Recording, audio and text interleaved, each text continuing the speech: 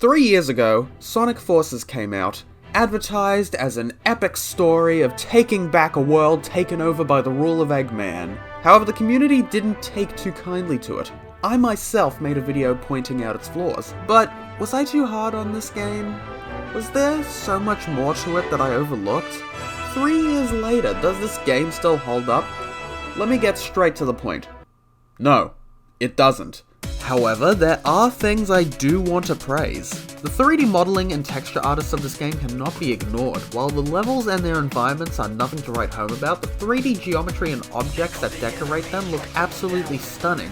The high quality detail is amazing, and all lit well with the new lighting engine, and the concept art it's all based off looks beautiful, and really gives off a tone they may have been trying to go for, and even Green Hill looks really unique, and you can tell they put a lot of effort into all the new things designed for this game, especially the one and only Infinite. I'm gonna be honest, I love this guy from his design to his position as an antagonist, Sonic's polar opposite in many ways, and he deserves his own video talking about him. But the way he ended up being used in the game came off as very poorly executed, as does many other things. The game has many issues. False advertising, important story beats happening off-screen, most dialogue happening in a menu with side characters over-explaining stuff you could very well have been shown. The levels are mostly unengaging, and once you finally get into it, it ends. Attempting to play the game skillfully as you would in Unleashed or Generations just ends up punishing you. Like, a lot.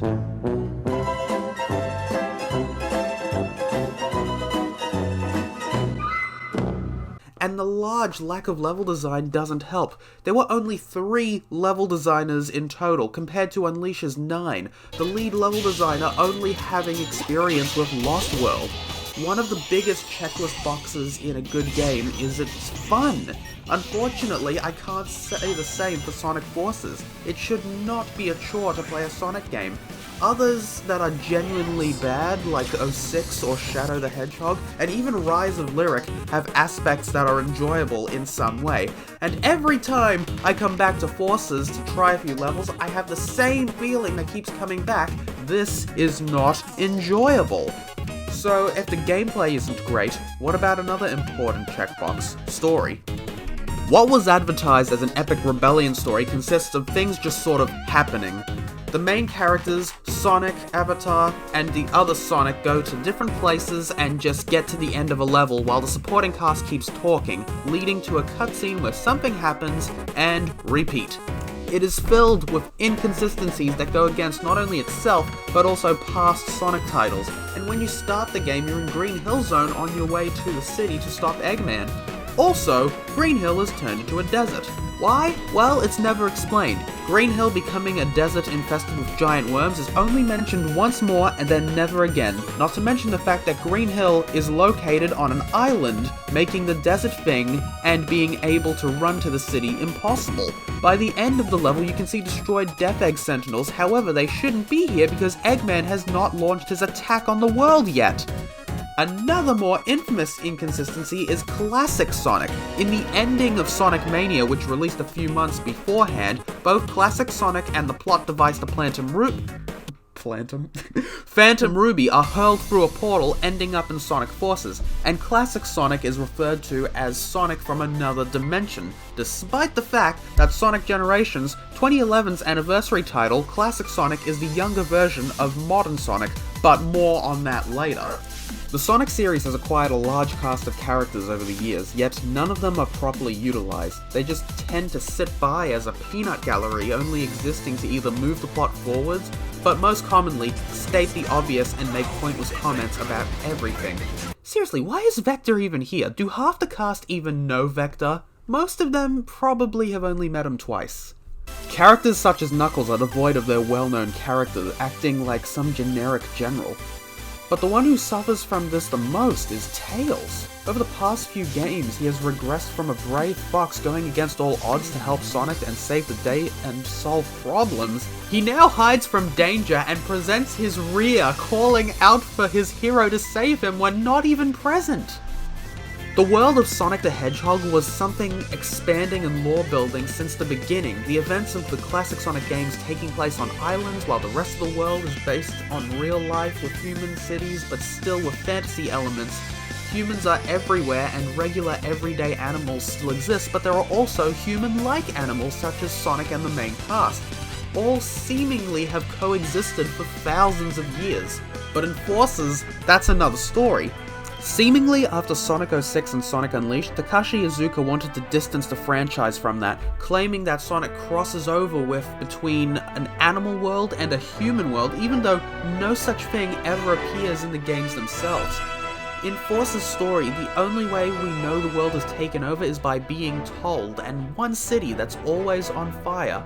The only citizens are auto-generated from the avatar creator. Look at this guy! Who is he? I don't know, some general with a captain's hat and a mustache. A mustache! What happened to Gun, the military organization that shows up when the nation is under threat? This leads to the game's biggest problem. It has a lack of identity. Every other Sonic game has a strong, grounded sense of its world, its characters, but Forces, everything just feels haphazardly slapped together. Sonic Generations from 2011 was supposed to be a celebration of Sonic's past, taking place in the blank void of space, full of moments and locations from the past. Modern Sonic represents how Sonic is now, and classic Sonic represents how Sonic was at the start, and how much, not just as a character, but as a franchise, has grown since. Hence, the celebration of Sonic's past, and to look forward to the future. Except that never happened. Takashi Iizuka claims there will not be a Sonic Adventure 3 because that would be going backwards and Sonic Team want to move forward. But the reality is, they have done nothing but regress backwards ever since. Look at everything Sonic that's happened since 2011. Not only has everything become more limited, but elements of classic Sonic forced their way into modern titles, such as Dash Pads, Green Hill, Chemical Plant, and various others. And a point I made in my video about Sonic Colors, it was a good game, but had flaws. Sonic Forces looked at Colors for inspiration and ignored all the best parts of it in favor of reusing its worst. So much comes off as extremely lazy. A lot of excuses people give this game is, it's not made for you, it's made for kids. But that's the thing, the majority of the Sonic fanbase are teens and adults who grew up with or adapted to the series. Do you think Chemical Plant Zone is going to get kids who have never played Sonic 2 excited? And dumbing down both gameplay, dialogue, and more won't make anything any more appealing to a younger audience, nor will they get references they weren't around for. I don't see them wanting to play something that bores them, therefore none will become fans. Unless maybe they play older games, somehow. Or Mania. Probably that. There is so much that feels like it wasn't given much thought. One of the plot points was bringing back previous villains, but even if they're fake illusion copies or whatever, controlled by the new villain Infinite, two of them you don't even fight. The Shadow copy is taken out by the real Shadow in a cutscene, and Chaos, the one that people were most excited for, doesn't even exist in the game's files outside of pre-rendered cutscenes. Maybe it has something to do with the fact that he was a boss in LEGO Dimensions, which was in development at the same time. Who knows? FYI, there's a fan-made mod that adds a fully custom boss. And Infinite, a genuinely interesting character with so much potential, boggles down to a generic edgy antagonist with two backstories in the main game. He is supposedly created by Eggman in test tubes, born in his lab, with lots of failed test tubes in the background of the final level. But the Shadow the Hedgehog DLC reveals another backstory, which is only partially explained, with the rest being in a Twitter comic. Episode Shadow, while a brilliant idea, also suffers from issues. It was advertised to tell us what really happened leading to the events of the main game, with 3 exclusive levels, but in reality, half the dialogue was cut, the story of it is in a flashback within a flashback, and the 3 levels are existing ones with objects moved around. Not to mention, it was day 1 DLC, but I couldn't touch it until a few days later because PlayStation Europe servers were messing up. As you have most likely already gathered from this video, this game has so much corner cutting it's not even funny. Null Space is a prime example, and there are too many others to list. Not to mention the animations, sometimes I wonder if they were even trying. Sonic's face barely emotes. The whole face is rigged for many expressions, yet the only thing that moves is his mouth and eyelids. I hear so many people talking about how this Sonic model doesn't work and isn't as expressive as older games, but the 3D bone joints in Sonic's face are no different from Generation, and it is fully capable of expressions. Look, I'll do it right now.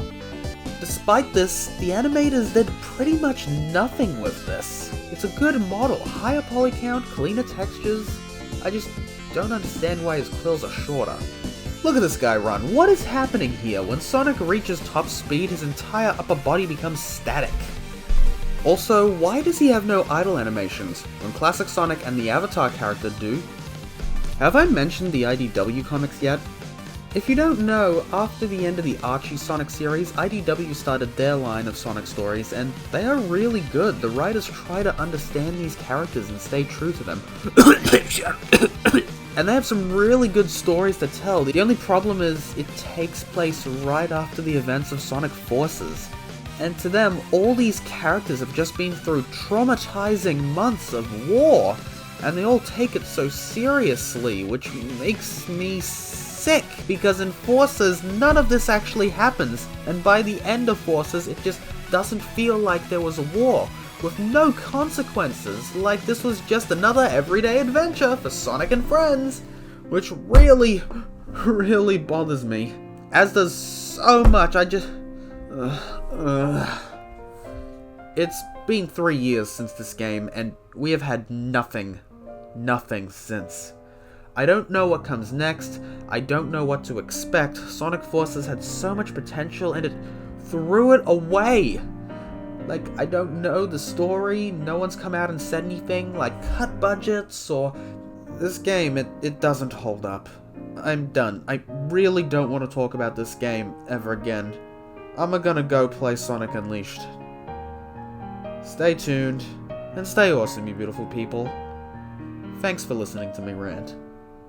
Bye now.